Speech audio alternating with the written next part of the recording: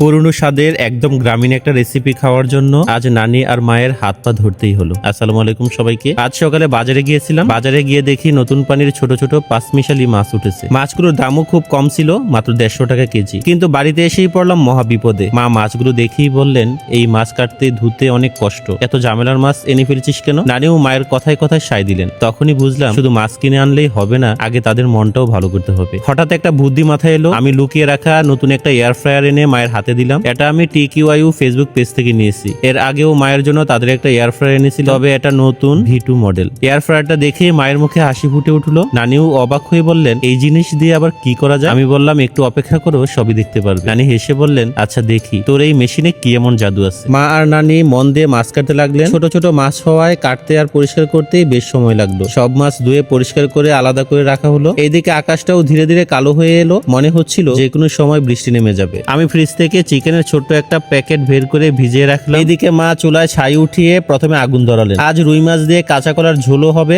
মা বললেন, আগে মাছ ভেজে রাখলে পরে রান্না করতে সুবিধা হয়। মাছে নুন, হলুদ, মরিচ গুঁড়ো, লবণ সবকিছু মেখে নিলেন। এরপর কড়াইয়ে তেল দিয়ে অল্প লবণ ছিটিয়ে দিলেন যেন লেগে না যায়। তেল গরম হলে একে একে মাছগুলো ছেড়ে সুন্দর করে ভেজে তুলে রাখবেন। মাছটা ভাজা হওয়ার ফাঁকেই মা চান্দা মাছগুলো একটা বাটিতে রাখলেন। এইদিকে আমরা এয়ার ফ্রায়ারে চিকেন ফ্রাইয়ের প্রস্তুতি নিলাম। চিকেনে আদা, রসুন, গোলমরিচ, জিরা, মরিচ গুঁড়ো, হলুদ, ধনিয়া গুঁড়ো, সামান্য গরম মশলা আর অল্প একটু তেল দিয়ে ভালোভাবে মেখে এয়ার ফ্রায়ারে ঢুকিয়ে দিলাম। 180 ডিগ্রি সেলসিয়াসে 20 মিনিটের জন্য সেট করে। ঠিক তখনই বাইরে ঝমঝম বৃষ্টি নামতে শুরু করলো। টিনের চালে বৃষ্টির শব্দ আর রান্নাঘরে মাছ ভাজার ঘ্রাণ। মনে হচ্ছিল যেন বহু বছর আগের কোনো বর্ষার দিনে ফিরে গেছি। এরপর চান্দা মাছগুলোতে লবণ, হলুদ আর মরিচ গুঁড়ো দিয়ে ভালো করে মেখে নিলেন। তারপর খুব সাবধানে মাছগুলো ভাজতে লাগলেন। এই মাছ বেশি নাড়াচাড়া করলে ভেঙে যায়, তাই আলতো করে উল্টে পাল্টে প্রায় 80% ভেজে তুলে রাখবেন। চান্দা মাছ ভাজা হয়ে গেলে একটা কড়াইয়ে আবার একটু তেল দিলেন। তেল গরম হলে পেঁয়াজ কুচি দিয়ে ভেজে নিলেন। তারপর মরিচ গুঁড়ো, হলুদ, লবণ আর ধনিয়া গুঁড়ো দিয়ে সামান্য পানিতে মশলাটা ভালো করে কষিয়ে নিলেন। মশলা থেকে তেল ছেড়ে এলে ভেজে রাখা চান্দা মাছগুলো দিয়ে দিলেন। এই রান্নাটা ঝোল ছাড়া ভুনা ভুনা করেই সবচেয়ে বেশি মজা লাগে, তাই অতিরিক্ত পানি দেওয়া হলো না। শেষে একটা লেবু পাতা ছিঁড়ে দিয়ে আলতো করে নেড়েই নামিয়ে নিলেন। রান্না ঘর জুড়ে তখন দারুণ একটা ঘ্রাণ ছড়িয়ে পড়ছে। এরপর কাঁচা কলা মাঝখান দিয়ে কেটে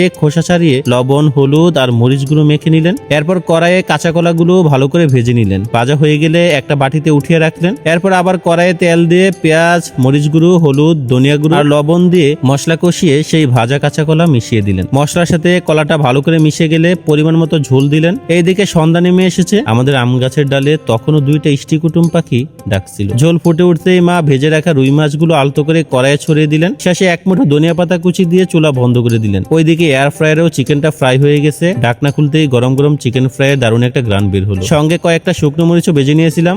এরপর মা সেই চিকেন ফ্রাই দিয়ে ভর্তা বানাতে শুরু করলেন। প্রথমে ভাজা মরিচ আর লবণ ভালো করে ভর্তা করলেন। তারপর কাঁচা পেঁয়াজ, ছোট ছোট করে কাটা চিকেন, ধনিয়া পাতা কুচি আর সামান্য সরিষার তেল দিয়ে হাত দিয়ে মেখে এমন একটা ভর্তা বানালেন যার ঘ্রাণেই ভাত খেতে ইচ্ছে করে। অন্যদিকে রুই মাছ দিয়ে কাঁচা কলার ঝোলটাও তৈরি হয়ে গেছে। একে একে সব রান্না পরিবেশন করা হলো। গরম ভাতের সঙ্গে চান্দা মাছের ভুনা, রুই মাছ দিয়ে কাঁচা কলার ঝোল আর দোয়া উঠা চিকেন ভর্তা। আজকের এই গ্রামীণ রান্নাগুলোর মধ্যে কোনটা আপনাদের সবচেয়ে বেশি ভালো লেগেছে অবশ্যই কমেন্টে জানাবেন। ভিডিওটি ভালো লাগলে শেয়ার করে দিবেন।